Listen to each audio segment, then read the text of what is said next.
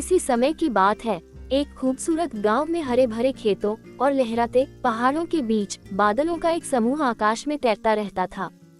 ये बादल हमेशा बारिश लाकर खेतों को सींचते थे और किसानों की फसलों को भरपूर उगने में मदद करते थे।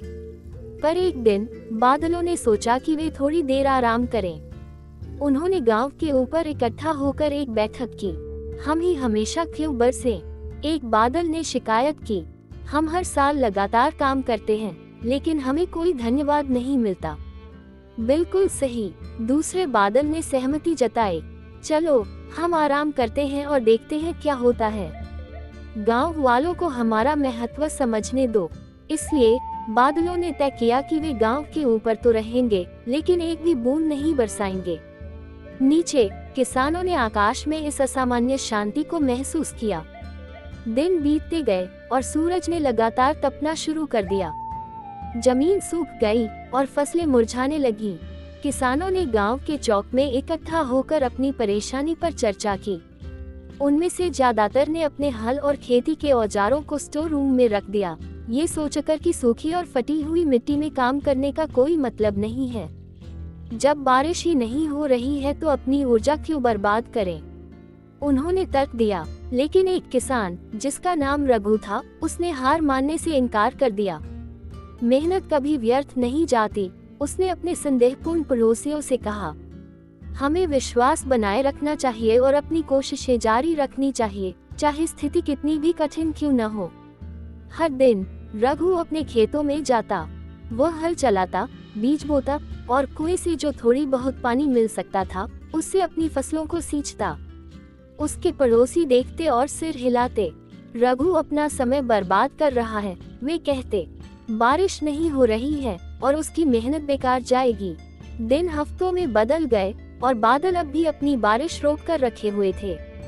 रघु ने अपनी मेहनत बिना रुके जारी रखी, उसकी दृढ़ता में कोई कमी नहीं आई। वह अपनी फसलों के लिए गाने गाता और बीजों को बढ़ने के लिए प्रोत्साहित करता। वह सूरज के उगने से लेकर डूबने तक काम करता, उसका विश्वास सूरज की तरह चमक रहा था। आकाश में ऊंचाई पर बादलों ने रघु की मेहनत को देखा। उन्होंने उसकी पसीने की बूंदों, उसके अधिक मनोबल और सूखी मिट्टी से बाहर आने वाली छोटी छोटी हरी पौधों को देखा। बादलों को एक हल्की सी शर्मिंदगी महसूस हुई। उस किसान को देखो, एक बादल ने कहा। हमारे जिद के बावजूद वह कड़ी मेहनत कर रहा है, शायद हमें उसकी मदद करनी चाहिए। अन्य बादलों ने सहमति में सर हिलाया। धीरे धीरे वे इकट्ठे होने लगे और रघु के खेतों के ऊपर एक गहरे काले समूह में बदल गए। गरजने की आवाज आई और बिजली चमकी। गांव वालों ने आश्चर्य से देखा कि आकाश काला हो गया और हल्की बारिश शुरू हो गई। बारिश तेज हो गई, सूखी धरती को भिगोते हुए और संघर्षरत फसलों की प्यास बुझाते हुए। रघु ने ऊपर देखा, उसका चेहरा खुशी से चमक रहा था। उसकी मेहनत रंग लाई थी। खेतों ने जी भरकर पानी पिया और फसलें खिलने लगी। उनके हरे पत्ते आकाश की ओर आभार में फैल गए। गांव के अन्य किसान अपने खेतों की ओर दौड़े। वे रघु के हरे भरे खेतों को ईर्ष्या और पछतावे के साथ देखते रहे। हालांकि रघु उदार और दयालु था। उसने अपनी फसलों को अपने पड़ोसियों के साथ साझा किया। उसने कहा, हमें हमेशा विश्वास रखना चाहिए और अपनी कोशिशें जारी रखनी चाहिए, चाहे परिस्थितियां कितनी भी कठिन क्यों न हों।